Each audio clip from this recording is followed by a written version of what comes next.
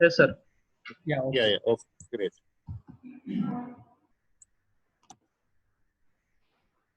So very good morning, all the participants in this online PE and community coaching program.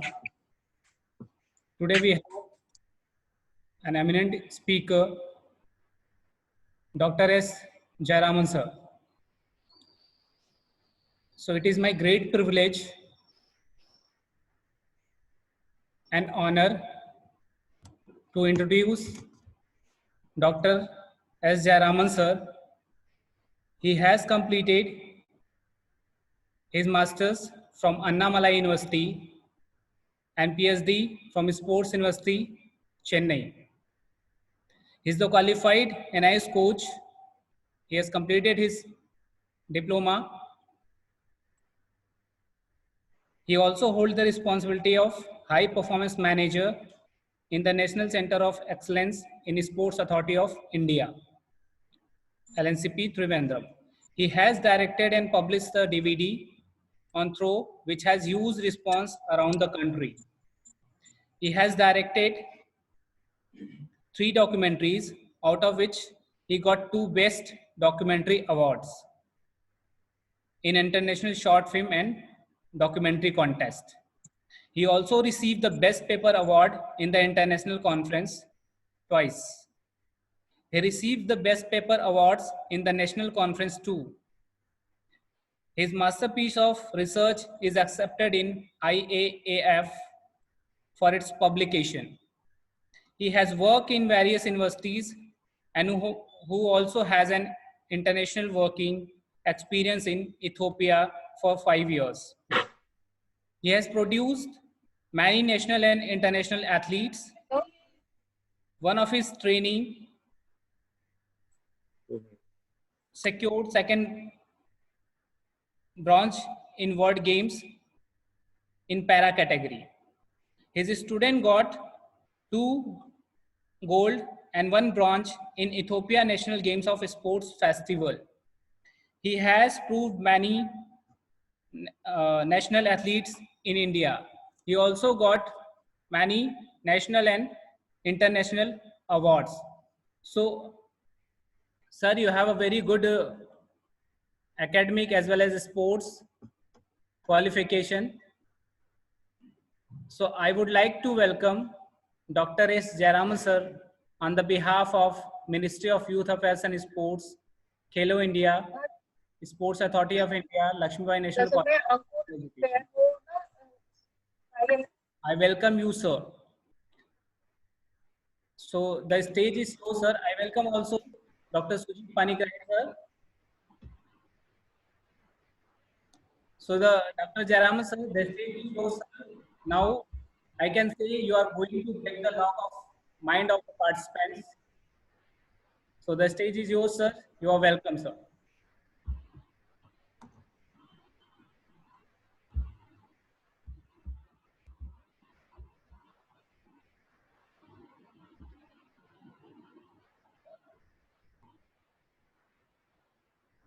Thank you so much, sir, for the warm introduction.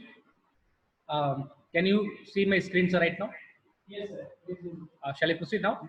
Yes. Yes, we can see. We can see. Yeah. Very good morning, all of you. First of all, I welcome each and everyone for my presentation. The topic which I'm going to share with you today is preparing to coach. You know, this is a wonderful topic, and even I can say that it's a complicated topic. Coaching is not a simple task, it's a complicated one. Coach's role, coach's behavior, and coach's attitude plays a very important role, and which will make a lot of changes on athletes' performance. So that is what we are going to see in the discussion today. So in my presentation,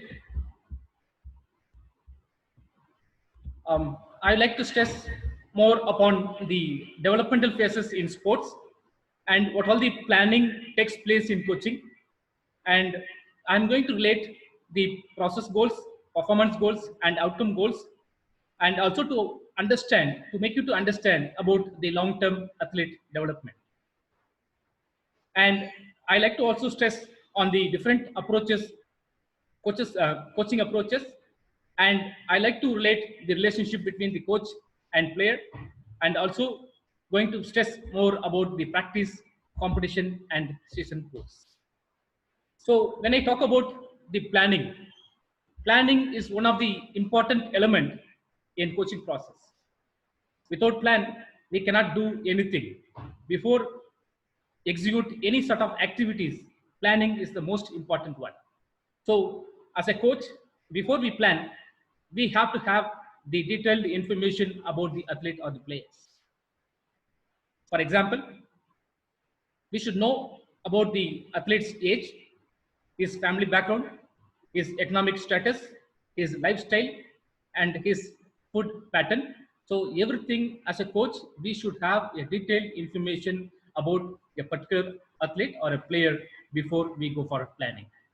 So that's what I said earlier. Planning is very, very important. Even a good coach can enhance the athlete's performance. Even a good coach without improper planning, without proper planning, he can spoil the athletes. So planning is very, very important. It is applicable for each and every category of coaches. And I would like to say the coaches are classified into two categories. One is developmental coaches and another one is elite coaches. Developmental coaches are nothing but the people who are working at grassroots level, the people who are working at community level. All community coaches are comes under developmental coaches. And as far as elite coaches are concerned, these coaches are focusing on the performance factors, performance sports. It means that they are focusing only on the national, international competitions like Olympics, Asian Games, World Championship, and etc. So that's what when we go for planning, before we move to the planning, goal setting is very, very important. Setting a goal. So setting a goal is not a simple task. It is highly a complicated one. And how we set a goal, that is a matter. So setting a goal, that is mainly based on the experience and the knowledge of the athlete as well as the coach. So based on the experience and based on the needs and demands, the coach has to fix the goal setting. Even we might have come across the different types of goals: process goals, performance goals, and outcome goals. This process goals is mainly talking about the grassroots level athletes. I mean, community coaching groups. So in process goals, it means that we are processing stage by stage. We are processing sequence by sequence. We are progressing by step to step. So that is why this is called processing goal. This processing goal is very, very important at the grassroots and the community coaching level. And as far as performance goal is concerned, there we are focusing on more on the performance aspects. And when the athlete moves to the next category from novice to intermediate, then the performance goal is very, very important. And at last, the final stage is called the outcome goals. Outcome goal is nothing but the athlete is focusing on the results, whether the athlete is winning the medal or losing the medal, success or failure. So always as a community level, as a grassroots level, we have to stress and we have to emphasize more on the process goals. These process goals are very, very important, which helps the athlete to develop the fundamentals, which helps the athlete to the basics qualities of different aspects of biomotor abilities. So as far as goal setting is concerned, we have to follow we have to follow some kind of principles. The most important principles for goal setting is that SMART principles. SMART is nothing but S stands for specific. The goal setting should be specific in nature, and in sports training, in a coaching, there are a lot of principles. The three important principles are principles of overload, principles of specificity, and principles of reversibility. As far as why I'm talking about the principles here, because principles of specificity is most important. So here, our goals should be specific in nature, and even that too based on the individual needs and demands.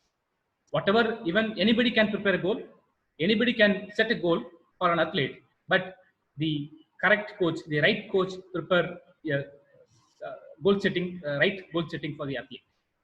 So that plays a very important role. The next one is M. M stands for measurable. Whatever the goals we fix, that should be measurable. Simply, it should not be beyond the imagination. So it should be measurable. And A stands for attainable and achievable. Yes, when we talk about this achievable target plan, it should be whenever we make or whenever we prepare the plan, it should be achievable. For example, a 14-year boy runs 14 seconds in 100 meters. So I'm going to fix the target for next year. It means that I have to follow the 10% principle. It means that I cannot go for, I cannot expect the athlete to run 11 seconds, 11 seconds or 12 seconds. It is highly impossible because we are losing or we are mismatching the 10% rule. So that is very, very important. Then R stands for realistic. Whatever, whether my athlete can reach this goal by next year or after next year, or my athlete will get position in national or international, that it should be realistic one. Simply, I cannot jump from 14 seconds to 9 seconds. So it has to, the coaching, it's a sequence process. It's a simple process. It's a long-term process.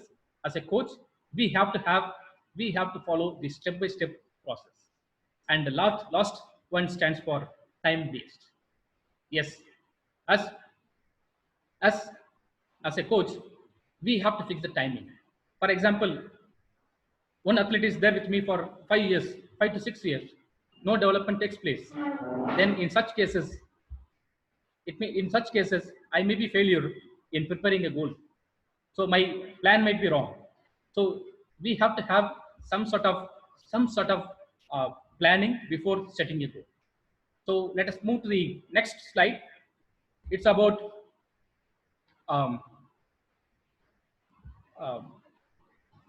the planning. Then the planning starts whenever we get the information about the particular athlete. After that, I put a lot of inputs on planning. So the plan should consist of each and every aspects of individual athletes. And after that, once I'm planning, whatever I have planned, that should be implemented. And that should be executed. Without execution, without implementation, nothing is impossible. And as far as our context is concerned, we are so planned, we are well versed in planning around the table. We are talking more about in the conferences here and there. But as far as implementing part is concerned, we are nowhere when compared with the elite countries. So implementation part is lacking here. We have to concentrate and we have to focus more on the implementation process. And whatever we have planned, that is implemented, then that is executed. Then next is what? Next is very simple. Next is we have to monitoring the program. Once without monitoring the program, then at last, at last, then the athlete might be losing. Then what happened after 1 year of training without monitoring in between? Then there will be huge loss for the athlete and the coach too. So that is the reason why monitoring plays a very important role. That is the reason why we used to go for 1.5 months. Between every 2 months, we are going for some sort of monitoring testing for the athletes. Even it gives you hint for the athlete, even for the coach too, whether the coach is going in right track or not. That will come to know by monitoring the athletes by conducting of various tests. That too, every 2 months of duration between. Okay. Then after that, what monitoring is over, next is evaluating. Evaluation part takes place. When we go for evaluating, then we'll come to know whether my training is right, whether my training is wrong, whether athletes somewhere went wrong. Something will come to know by evaluating the process.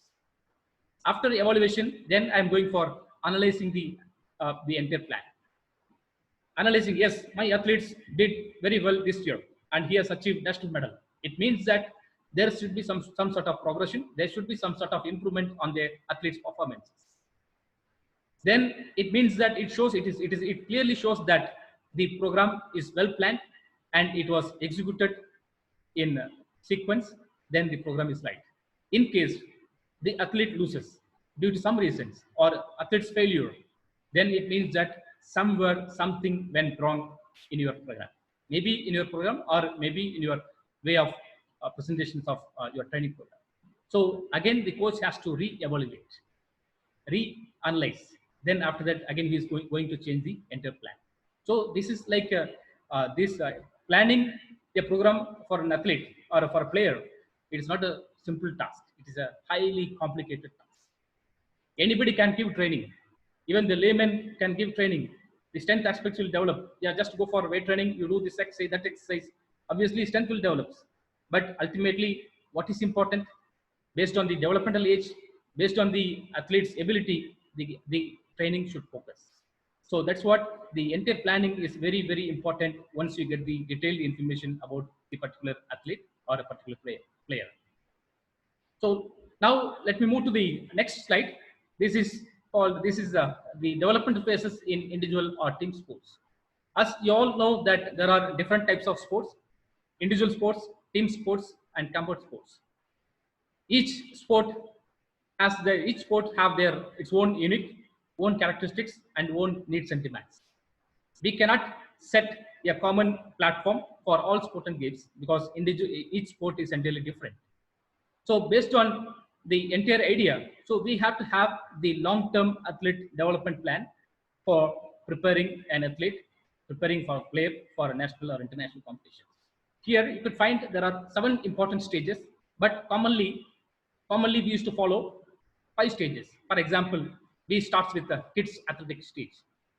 Kids athletic stage, then we'll move to multi-developmental stage, then even group developmental stage, then specialization stage, then at last the performance stage.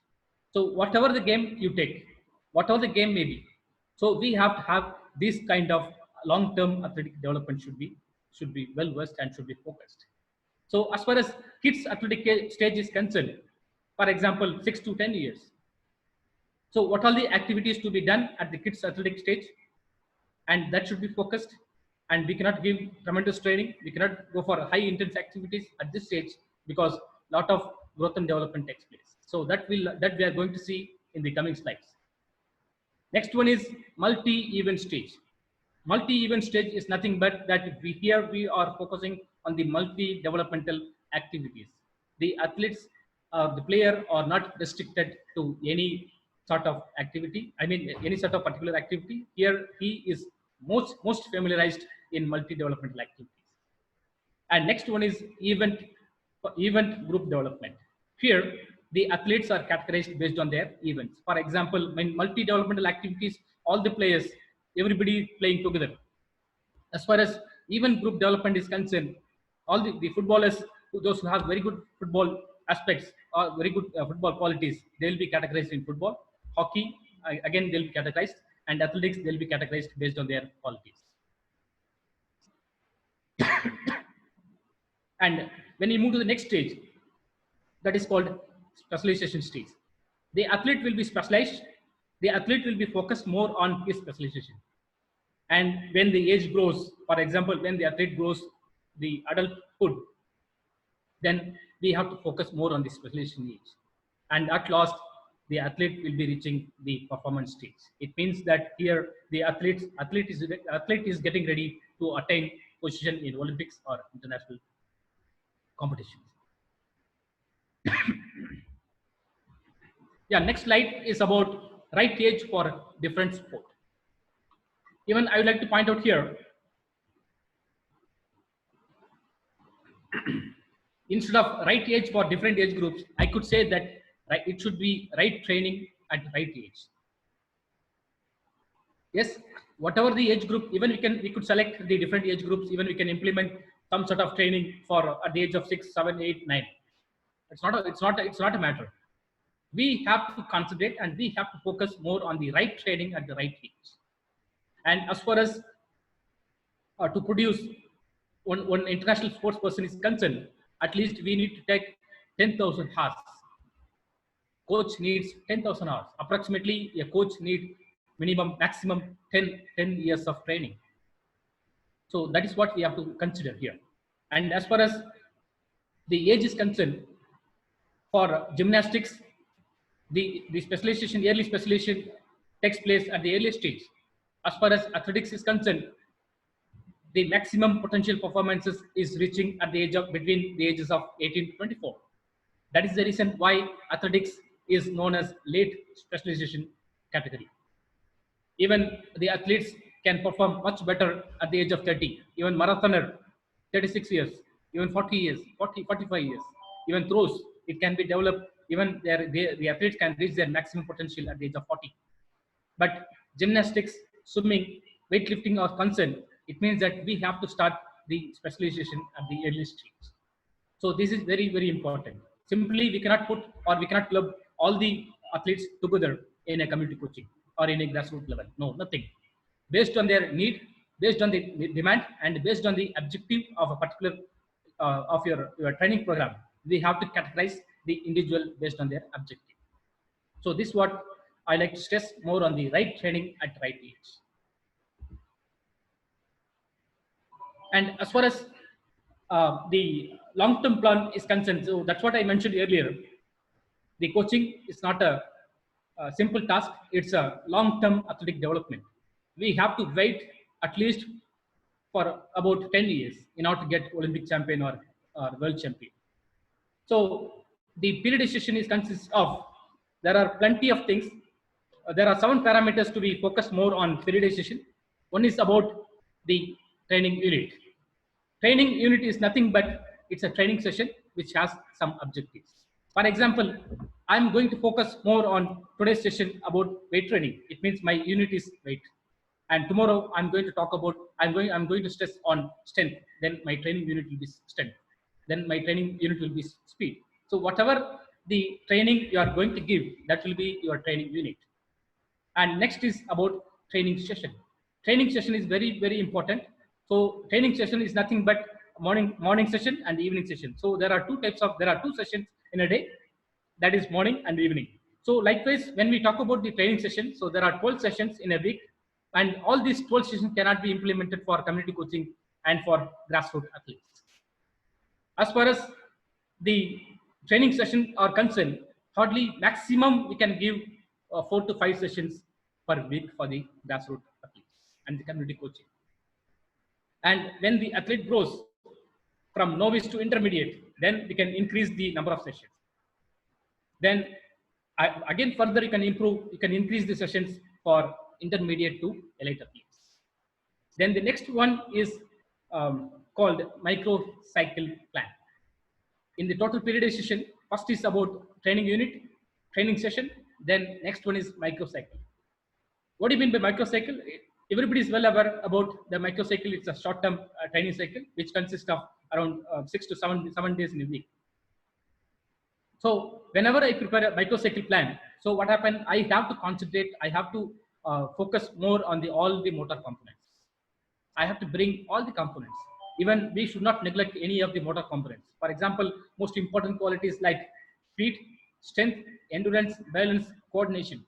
All these parameters, all these motor abilities should be incorporated in your training program. None of the training parameters should be neglected even in microcycle. Suppose in case you miss due to some reasons, so next week you have to compensate. So likewise, the microcycle program should be. And again, further we move to the next session that is called about that is known as mesocycle plan. Mesocycle is nothing but it's a combination of 5 to 6 microcycles. So every cycle has their own objectives. It has their own objectives. So when we talk about the mesocycle, it's about monthly cycle.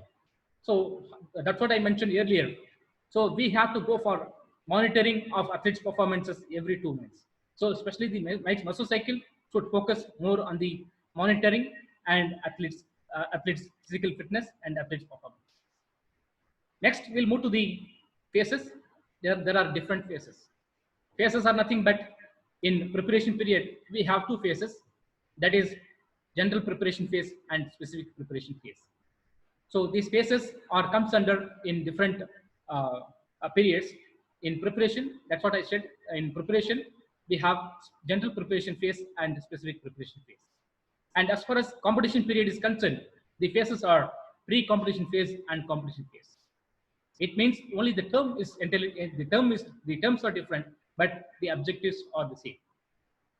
And transition period, then we'll have transition phase. So likewise, we should have the annual periodization. The periodization should cover all these 7 parameters.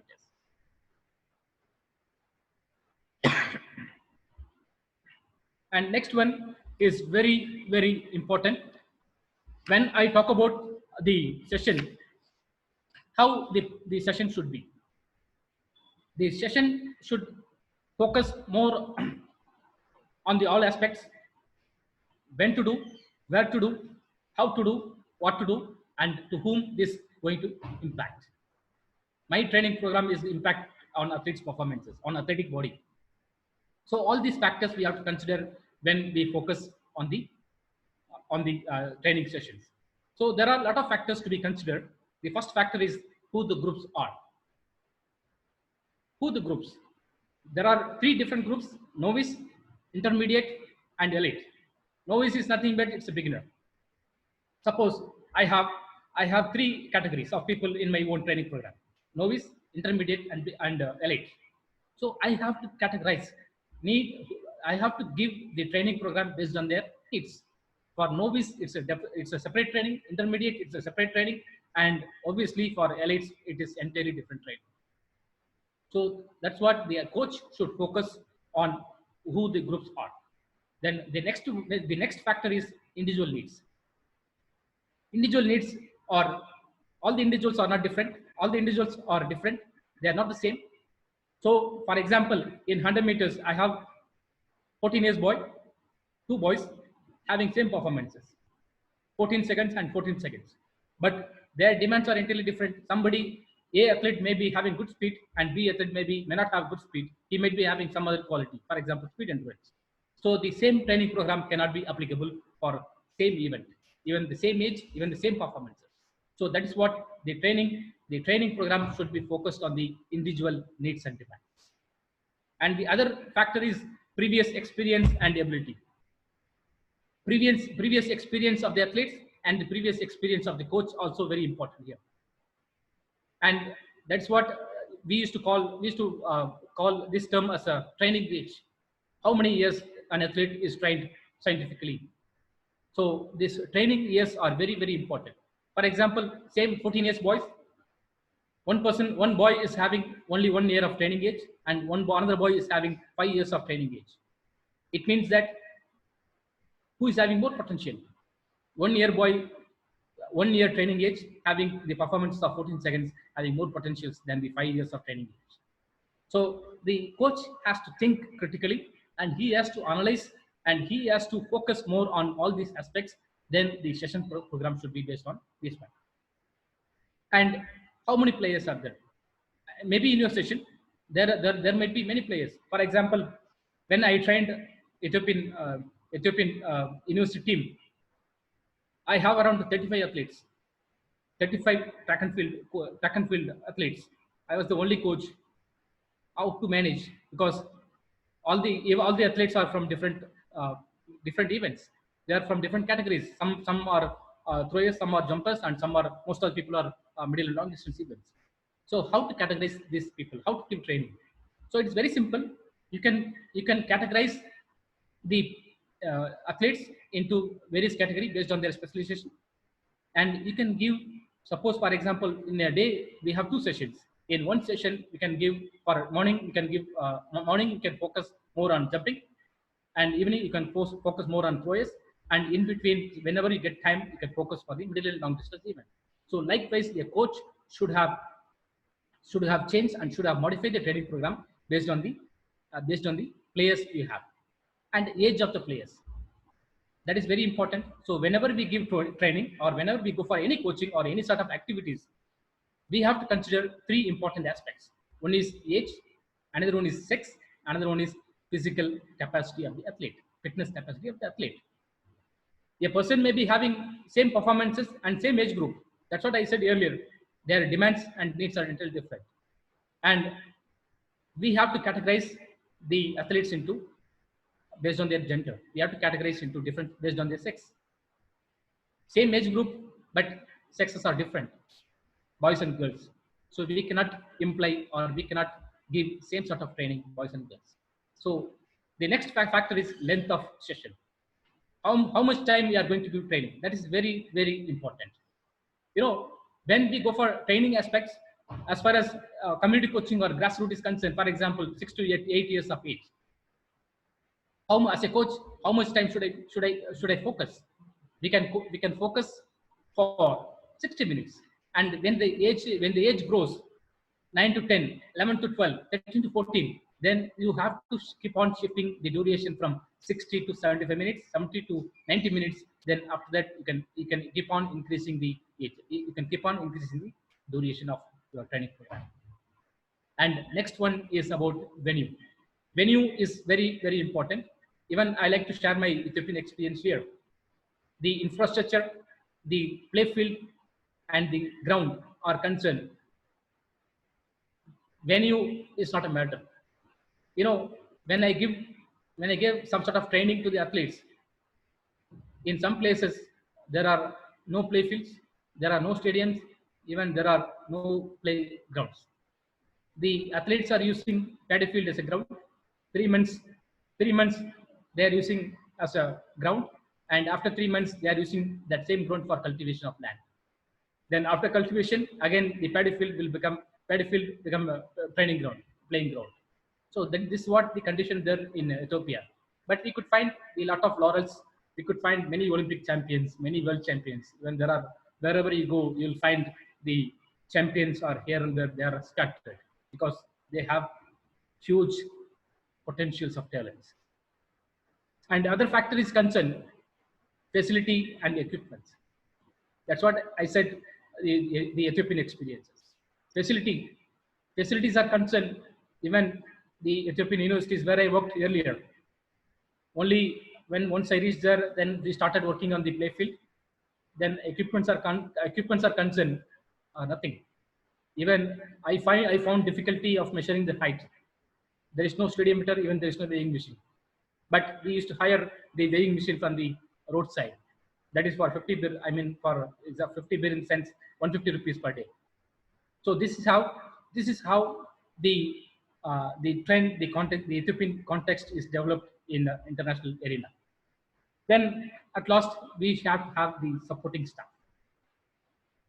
Yes, so we could not even it's very difficult to find the supporting staffs in a school or community coaching, because hardly for 5,000 students, hardly in a school we have only one PE teacher. He has to manage the entire program. He has to manage many aspects of many aspects of activities which is related with the PE program. So that's what we have to consider, all these aspects before we go for planning the session. So that's what I mentioned earlier. Coaching is not a simple task. It's a complicated, and a coach need to have strong determination and strong dedication for preparing a plan. So that is what even the coach gives training for a whole year. Whole year coach gives training, and athletes also sweat a lot. But just before the competition, athletes get stomach upset. Simple stomach upset. Then the athlete is failure. It means the whole year, whatever they sweat out by the coach, by the athlete, it is entirely wrong, entirely waste. So that's what it's a very, very complicated task. So the coach has to take care of each and every minute and micro thing. He has to take very precautious. As far as next this slide is concerned, so we have to have the backup plans. For example, I'm going for today's speed training.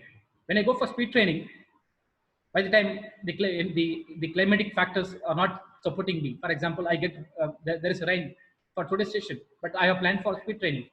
So as a coach, I should have separate plan. I should have plan B. So that is very important. Instead of going for speed training, we can go for, in small availability of space, we can go for some sort of speed, agility, and quickness, some ASIC tutorials. That can be altered, even that can be given for the athletes. And every time a coach has to review each session, at least a week. A coach has to review each session of the entire program. whether my athlete is going, my athlete's load is high or my athlete's load is very low. How do the coach knows? Coach has to review. Coach has to review the performances. So that is the reason why every time the coach is keeping diary with him. That is the Bible of training. So the training diary speaks a lot for the coach and the athlete too. And in case there is any issues in the training program, then the coach has to amend the program. The coach has to rearrange the program based on the needs and demands. That's what I said. The age appropriate setting, age appropriate activities should be given for the athletes. Yeah, that's what, even it's not procured, even each and every school do not procure play field. Even India's vast country, it's very difficult to provide the infrastructure. It's very difficult to have the play field like what the elite country is having. But whatever the facilities we have, and we have to arrange the activities based on the needs and demands, based on the availability. So playing area can be minimized, the number of players can be restricted, and goal post size can be restricted for the grassroots level. And the equipments, it is not necessary to go for agility ladder. Even in case you have, even you can go for altering, even you can mark with the chalk or with the arrangements of some sticks and all. Then we can do some sort of agility training. And intensity should be mainly focused. Why? This is very important factor. Whenever we talk about intensity, and I think in India, we are failure in the international context as far as the elite sport is concerned. Why? Because we are concentrating more on intensity aspects. We are concentrating more on volume at the earliest stage. That is the reason why the athletes are getting early specialization. And when they reach at the age of 18, they are burned out. It means that they reach their maximum potentials. Then after that, they could not perform much better in the international arena. We have got youth Olympic champion. We have got many medals in youth Olympics, and we have got many medals in junior world championship. But where are these athletes? We could not find these athletes in the international arena after 18 years of age. But as far as other countries are concerned, Usain Bolt was the junior world champion. Usain Bolt was the junior Olympic champion. Usain Bolt was the junior world champion. But where he stands? So that is the matter. So we have to change the entire attitude of our training program. We are not supposed to give the high intensity and high volume at the specialization age. And we have to concentrate more on the rules and specifications, rules and regulations to be taught to the athletes. They should be well versed. So that's what whenever we go for coaching aspects, there are three important points to be considered. One is cognitive aspects, another one is cognitive learning, associative learning, and last one is autonomous learning. So when we go for community level coaching and grassroots level coaching, we have to develop the cognitive aspects of the athletes. It means that the mental aspects, the intellectual, emotional, physiological, all these qualities has to be developed, and athletes should be well versed with the rules, specifications, dimensions of the particular sport and game. Once they are familiar, then he is moving to the associate learning. It means that the skill and techniques are most focused. Then after that, refining of skills and retuning of skills takes place at the higher stage. That is called autonomous stage. So here, what the coach should focus? Coach should focus always. There are 5 important principles.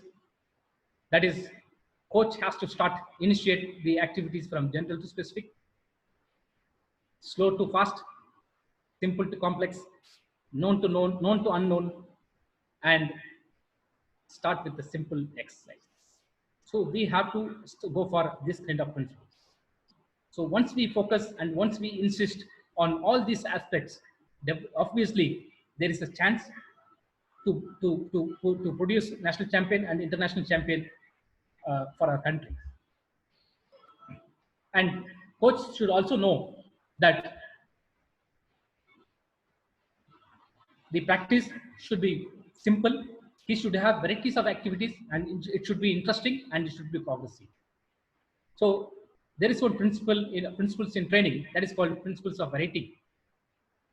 We can concentrate more on variety of exercises. That should be more interesting. That should be more fun, and it should be progressive in nature. Demonstrate instead of talking. Children do not encourage. We should not encourage the students to. I mean, they are learned by demonstration instead of talking. We have to give we have to give freedom for the athletes instead of do this, do that. We have to encourage the athletes. We have to encourage the players to start their own. We have to give space for them to think. So that is very important in training. And next one is behavioral characteristics of players. These characteristics are very, very important when the child grows. When the child grows from one stage to another stage. See, there are 5 important stages.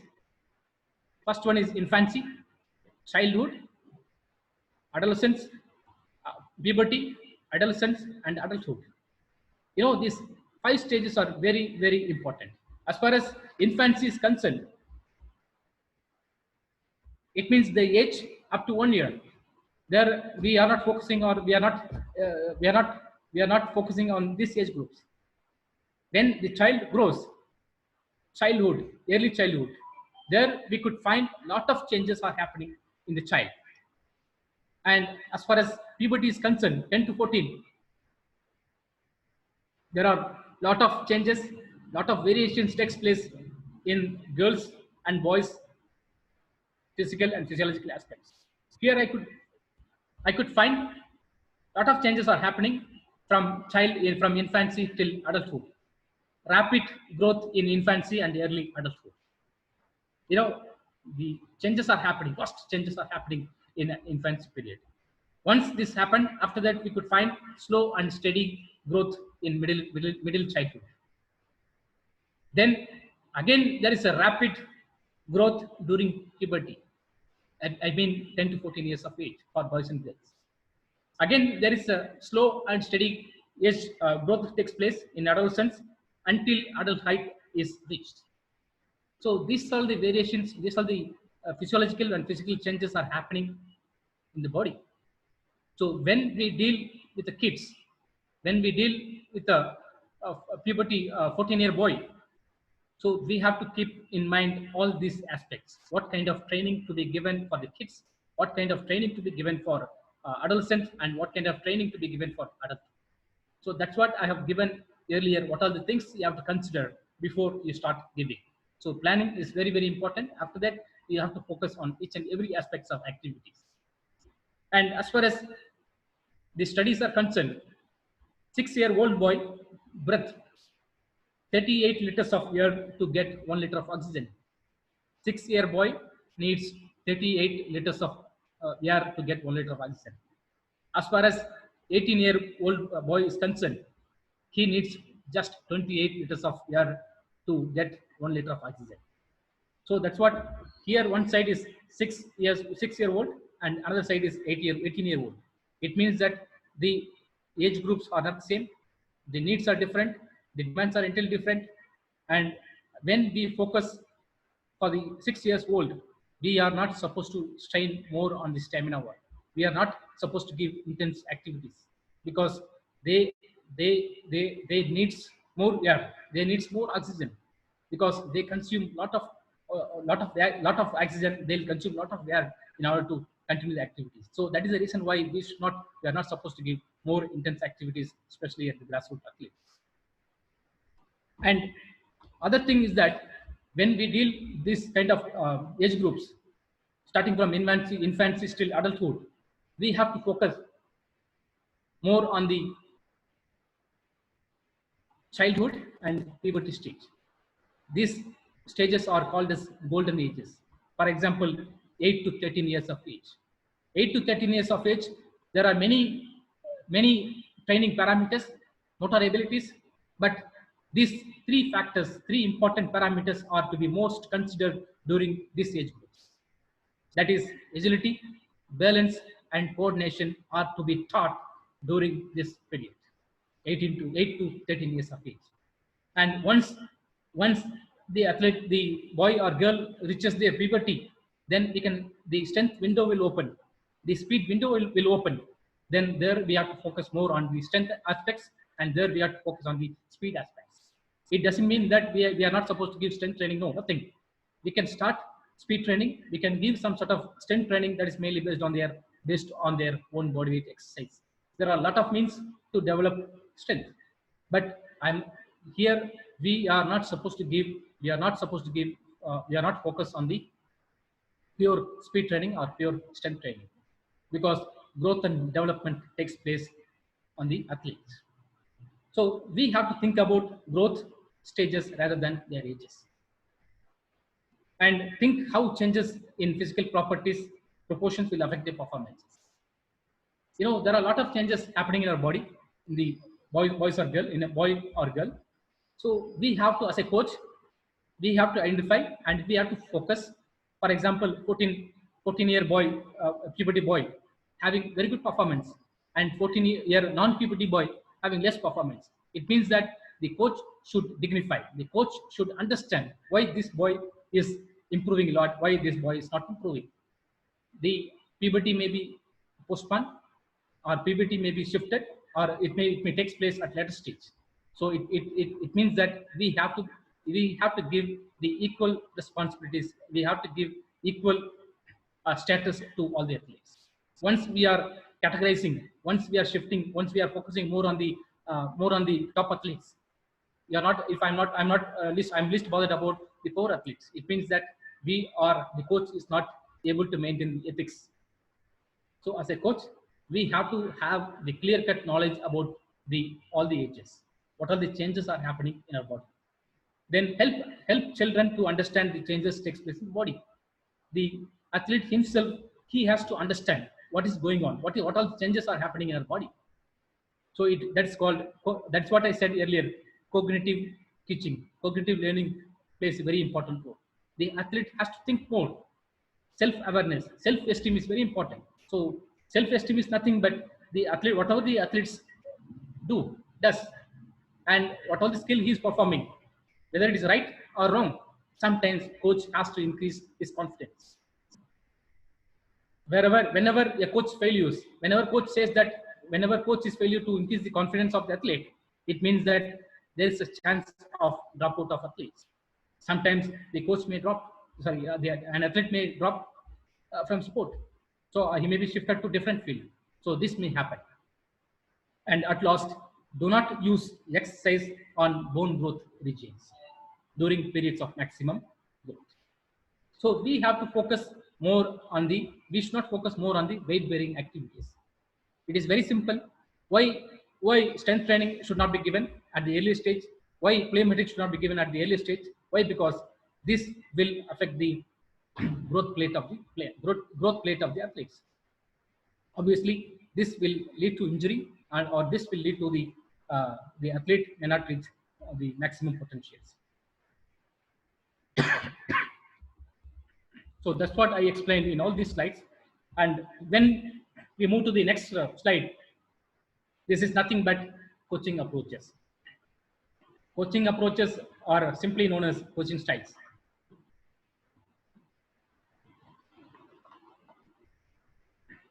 As far as coaching approaches are concerned, there are two approaches. One is direct approach and another one is indirect approach. What do you mean by direct approach? Direct approach is known as traditional approach. It means that instructor oriented approach. It means it is like an autocratic type, authoritarian. Direct approach. Whatever the coach says, that the athlete has to follow. Coach says yes, no, whatever the training may be, whatever the difficulty you have to follow. You have to do. Coach will not listen. The athlete, coach will not understand the difficulty of the athletes. So this kind of approach is called as direct approach. approach. Sometimes I'm not saying that this is applicable, this should be applicable, this should be recommended at all the time. No, even this is required, especially when we go for complicated teaching the complicated events. For example, throws, there the coach has to follow the direct approach. He has to insist that the direct approach, unless the student, there is chance of losing their lives. So the direct approach is very, very important. Then the other approach is known as called athlete-centric approach. That is called player-centric approach. It is very simple. Most of the experts and most of the coaches are preferred, are recommended that athlete-centered approach is highly recommendable. It means that there is a positive relationship among body, mind, and spirit of the athlete. It means that the coach should listen the athlete's feelings, because the impact is happening on the athlete's body. So the coach should listen. Coach should understand the feeling of the athlete. So that is what we studied one principle in principles of sports training, principles of active participation. It is nothing but coach and athlete. He both has to sit together and they have to plan. And sometimes coach says that, yeah, this after this training you can go for 2 minutes of recovery. Then sometimes player may say that, no sir, 2 minutes recovery is much faster, so I need 2 minutes 30 seconds or 3 minutes. So the active participation of coach and athlete should involve in preparing the program. The next one is game-centric approach. Game-centric approach is nothing but the approach some coach may follow play-way method. This play-way method is highly adopted in Australia, and they are teaching the entire skill, the entire technique through play-way method. Teaching sports through games. That is called game-centric approach. So this is the most valuable and most recommendable approach to be followed, especially for a grassroots and community coaching level. So as far as game-centric approach is concerned, so this will develop the tactical awareness. This will develop the decision-making capacity of the athlete. This will develop skill acquisition, and obviously the performance at last, the performance of the athletes will be developed and enlarged. So these are the importance of game-centric approach. And another one is technique-centric. It means that the coach has to give more about technique-centric approach.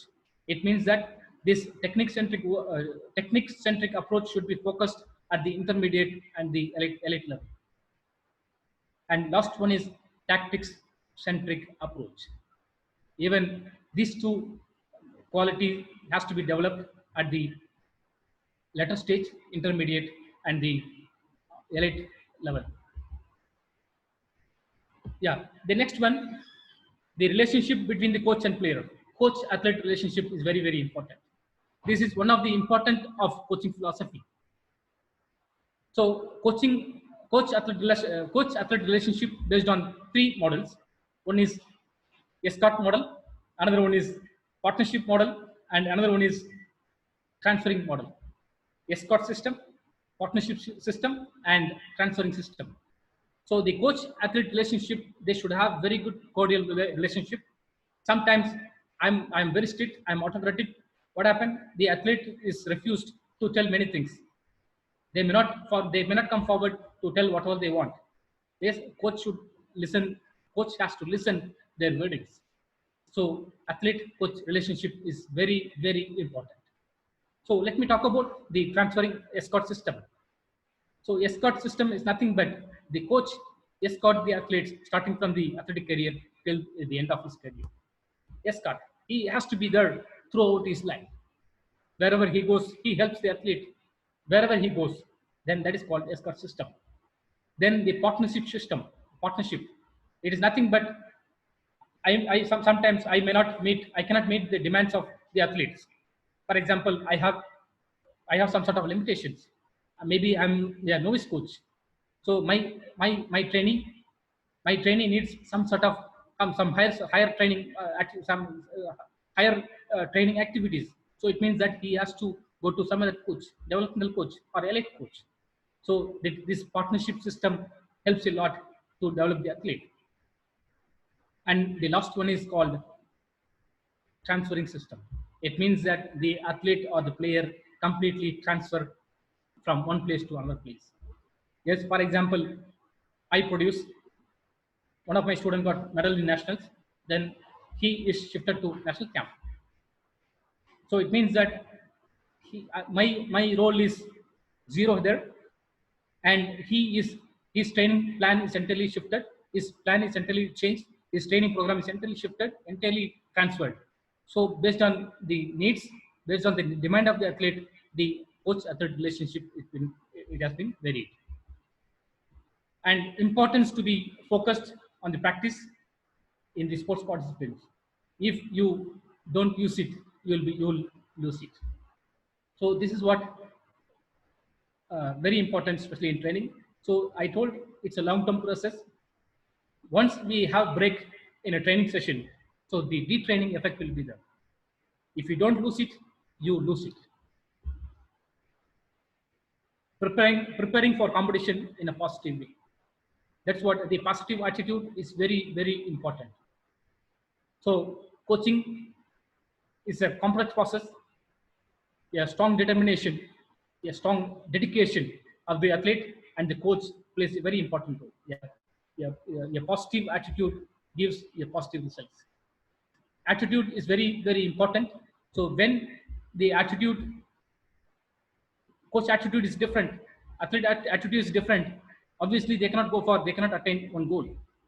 So the athlete's attitude and the coach athlete attitude, it should be in one track for the common success of the goal. Then at last, I like to summarize my presentation. A good coach should have right knowledge, and he should have the updated knowledge of grassroots level. He should have updated knowledge of community level, and he should understand the entire game. What are the skills are there? What are the techniques are there in the game? And as far as coach is concerned, he should have a critical thinking capacity. He should have a good analytical capacity. Whenever he goes for preparing a plan, he has to kept all his he has to kept many things in his mind based on the needs and demand of the athlete, and all these things he has to put together in the plan. And he uses situation appropriate game centric. There are many approaches are used. One is game centric, athletic centric, tactic centric, technique centric. And at last, the coach should not forget to motivate the athletes. Motivation is very, very important at the grassroots level.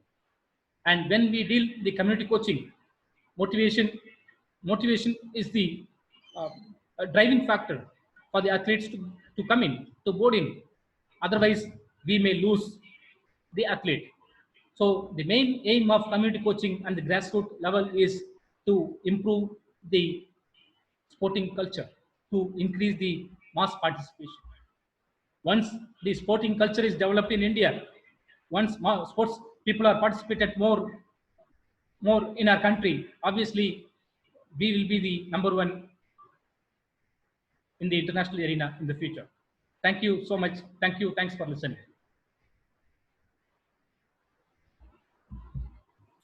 Thank you so much, sir, for your wonderful presentation. Sir, can you stop sharing?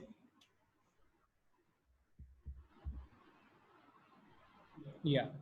Sir, can we have some question and answer? Jaram, sir? Yes, sir, please. Yeah. So the question have been asked by the participants.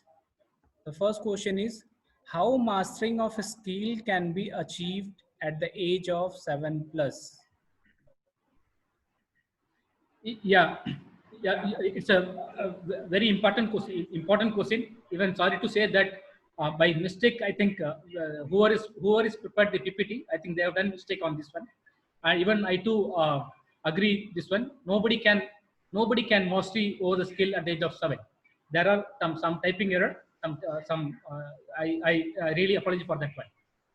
So it's very difficult to mastery over the skill or technique at the age of 7.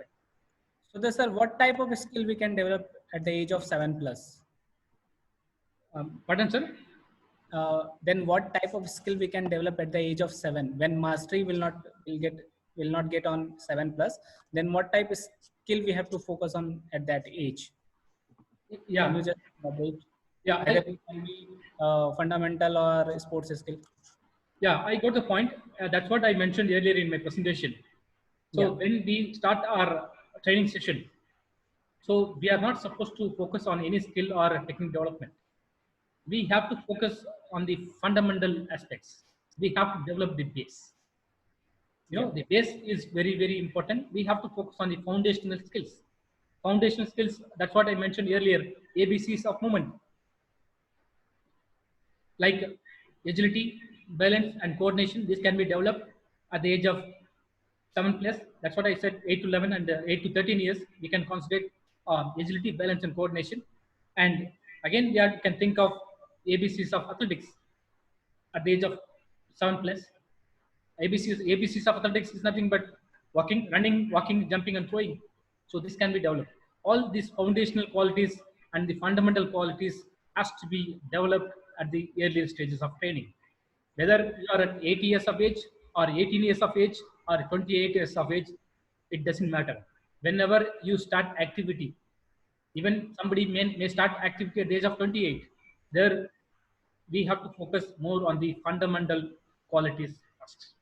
Then you can think of next skill or technique. Yeah, thank you, sir. Thank you.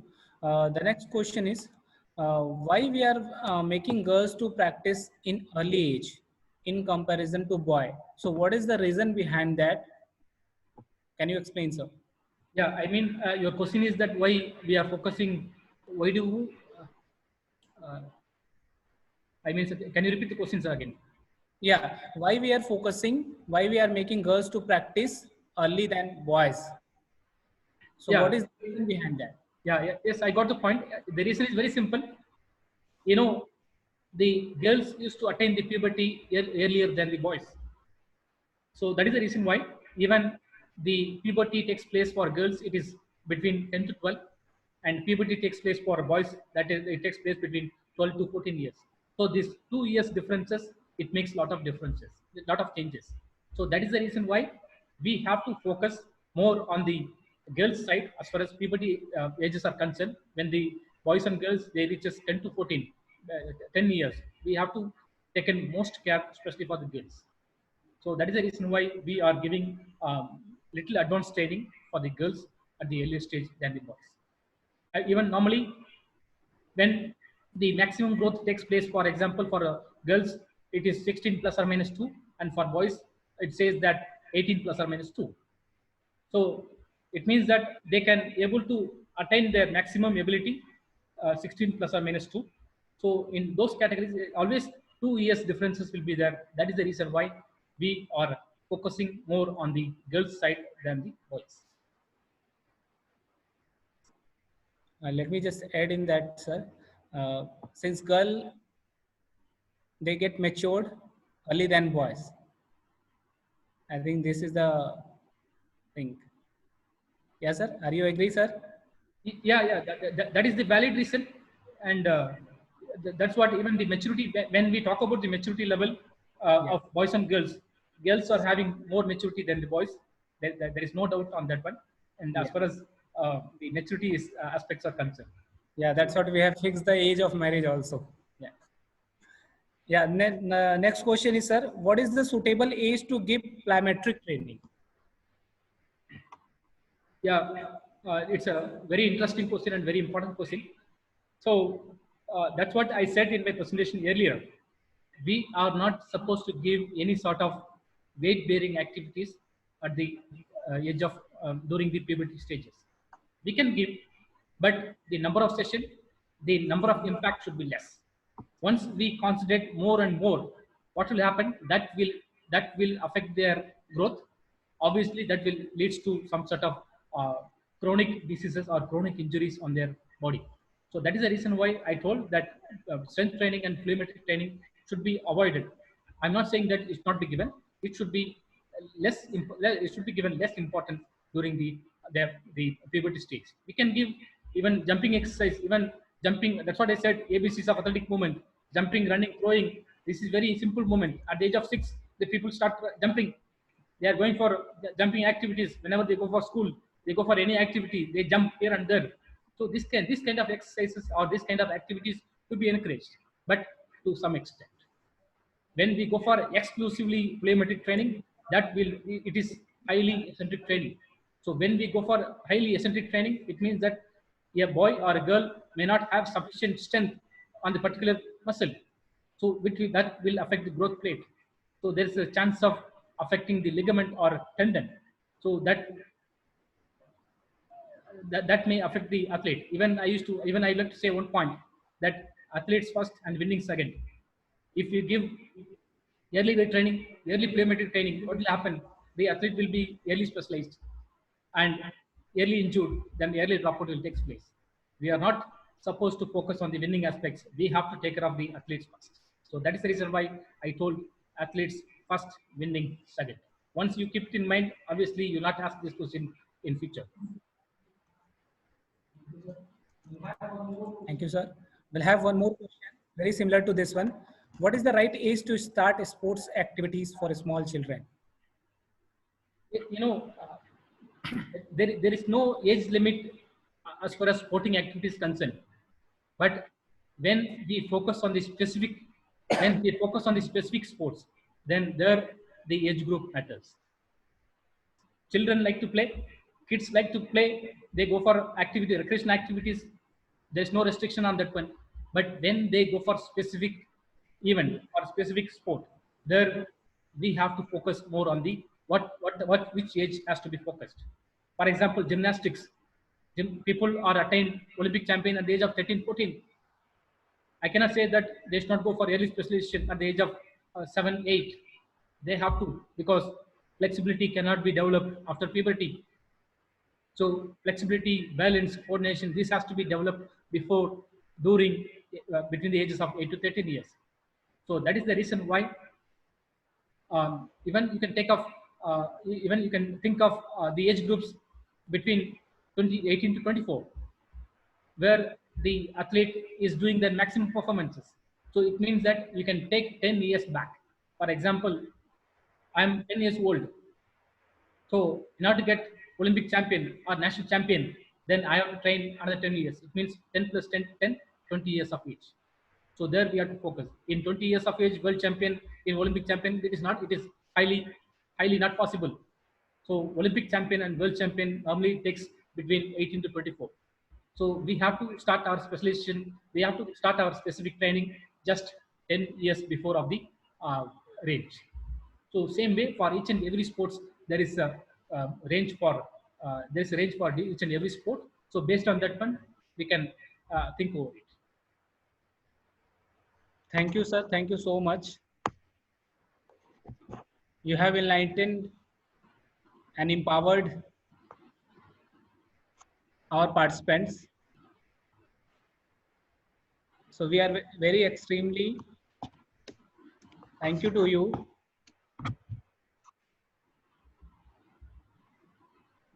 Let me take one more question since we have got it here. This is not question. This is just they are asking for suggestions, sir. If you could please focus on, you can focus on strength training for a student. You can strength training for students. Yeah, just I like to know the age groups, because even strength training can be given for at any age levels, but there are different means and methods. So, for example, when we start the training, strength training for kids, for grassroots or community coaching level, initially we have to start with training with own body weight exercise or simple exercises like push-up, sit-up, or squat. Then you can go for burpee, or you can go for high knee, some sort of active, even plank exercise. So we can start these kind of activities in order to develop the general strength. Once the athletes are familiar, once the athletes are equipped, fit enough to do strength activities, then gradually from own body weight exercise to we can introduce dumbbell or medicine ball or some other thing. Likewise, we can increase the progression. Then after that, gradually we can introduce barbell plates, then multi gym training, then you can go for gymnasium. So likewise, we can develop some strength training aspects. But initially, do not focus on the weight training, whatever the age may be. Initially, we have to focus on the own body weight exercise. Then you can think of further improvement. Sir, one more question is there. What is load intensity and how is calculated? How you can calculate the load and intensity? Yeah, the load intensity is not the same way. Load and intensity are entirely different. It goes in opposite. It's like a uh, it's like a both side of the coin. So load and intensity are always indirectly proportional. Once you are increasing load, then you are decreasing the intensity. Load can be fixed. We can fix the load based on the one arm. I think this one arm is very familiar, and this is in case of strength training aspects. As far as endurance is concerned, we have to have the maximum heart rate. It's very simple. 220 your minus 220 minus your age. For example, my age is 20, so 220 minus age, that is 200. So that is the maximum heart rate. So that is your maximum capacity. So your 100% is 200 beat per minute. So there you can increase. For example, 80% you want to have 80% of load, then you have to multiply 280 divided by 100. You'll get 160 beat per minute. So once we go for 80% of activity, then we have to reduce the activity. Once the load is more, reduce the intensity. Once the load is less, increase the intensity. So this is the very basic principle, and we have to follow. So likewise, for each and every parameter, there is in strength training there is one arm, and stamina there is a maximum heart rate. So likewise, we have parameters for each and every qualities. Thank you, sir. We are very fortunate to have you here, sir. So thank you so much for your inspiration and vibrant speech on the. Sorry. We are very fortunate to have you here, sir. So thank you so much, sir, for your inspirational and vibrant speech on preparing to coach. Your knowledge and wisdom are well observed during this presentation. And you have enlightened the participants to prepare the coach, how they can prepare the coach, and what are the roles and responsibility. So let me just brief. Sir level of expertise well accepted in Ethiopia and India too. Sir worked in Ethiopia also in one of the college. So we are very glad and extremely pleasure to attend your session, sir, and hope this session will be very fruitful for all the participants. They have got something with this session and they will apply in their field. So I'm very thankful to you, and I would like to extend my heartfelt thanks to you, sir, on the behalf of Ministry of Youth Affairs and Sports, Khelo India, and Sports Authority of India, Lakshmibai National College of Physical Education. Thank you, sir. We have Sujit Panigrahi, sir. Sir, you can put your view, sir. Good morning. Actually, I have been having some problem with the PC, so sorry about that.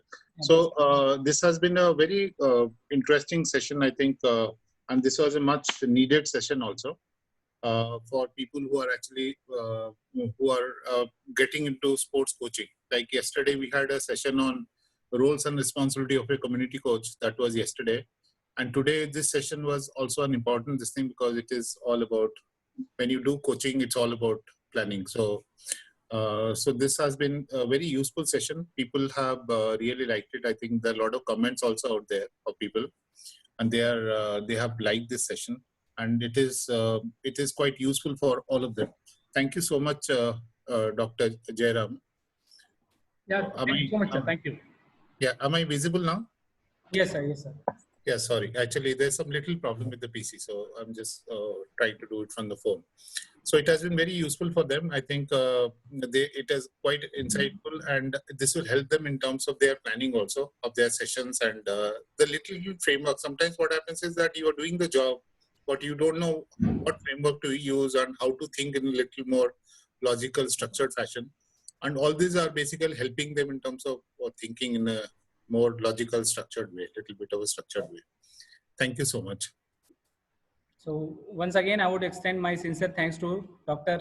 Jayaraman sir on behalf of Sai LNCP, on behalf of Ministry of Youth Affairs, Sports and Kelo India. So thank you so much, sir. And also I would like to extend my thanks to Sujit Panigrahi sir, because he was there every time. Thank you, sir. Thank you so much. I would like to extend my thanks to Dr. G. Kishore sir for his presence. Thank you, sir. Thank you so much. Thank you all the participants, because you have listened patiently and you have given your time to listen Dr. Jayaraman sir. So thank you each and everyone. Thank you so much. Thank you, sir. Yeah. To all the participants, there's a session today, very interesting session on physical education in Spain. So please be there. This at 5 o'clock. So here, this is about physical education in Spain. I think जितने भी PE teachers हैं उनको सबको पता होना चाहिए अलग-अलग countries में क्या-क्या हो रहा है. So इसीलिए बहुत important चीज इंडिया में हम कर रहे हैं. So हमारे day one से जितने भी sessions हुए कि हम structured program की बात कर रहे हैं, play sessions की बात किए थे, और हमने creativity in PE and sports की बात किए थे.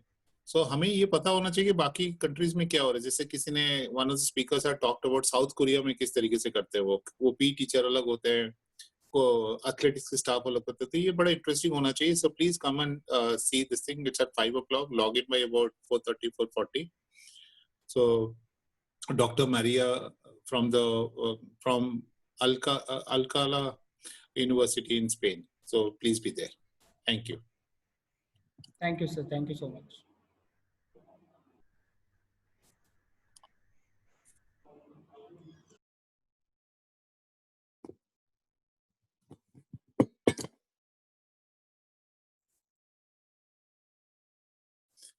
और दूसरा जितने पार्टिसिपेंट्स हैं जब तक लॉग आउट नहीं होते हैं तो एक ये कि हमारा जब सारे सेशंस खत्म हो जाएंगे 29 को, उसके बाद हम आपको 15 कम से कम 15 दिन देंगे आपको प्रिपेयर करने के लिए. तब हम सारे वीडियोस भी तभी हम लाइव करेंगे और स्टडी नोट्स भी तभी प्रिपेयर करके आपको देंगे. तो आपको ना स्क्रीनशॉट्स लेने की जरूरत है ना पीडीएफ्स, और ये तो आप सबको वो मिलेगा. जितने भी सेशन है सबका एक साथ मिलेगा. आप थोड़ी स्टडी कर सकते हैं उस पर. फिर हम जब एग्जामिनेशन करेंगे 15-20 दिन के बाद तो आपको हम बताएंगे. जून के टाइम में ये करेंगे. कुछ अभी किसी ने पूछा कि please share the PPT of the session.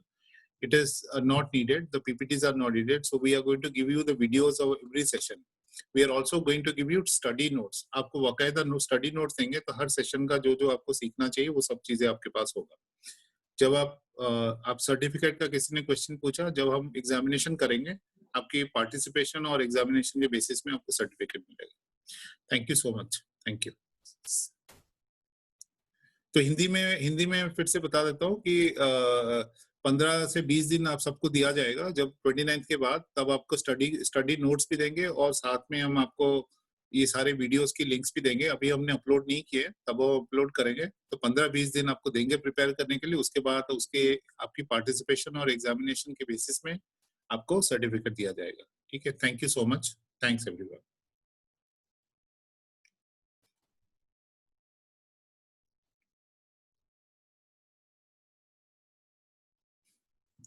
Pranesh, you can close the session.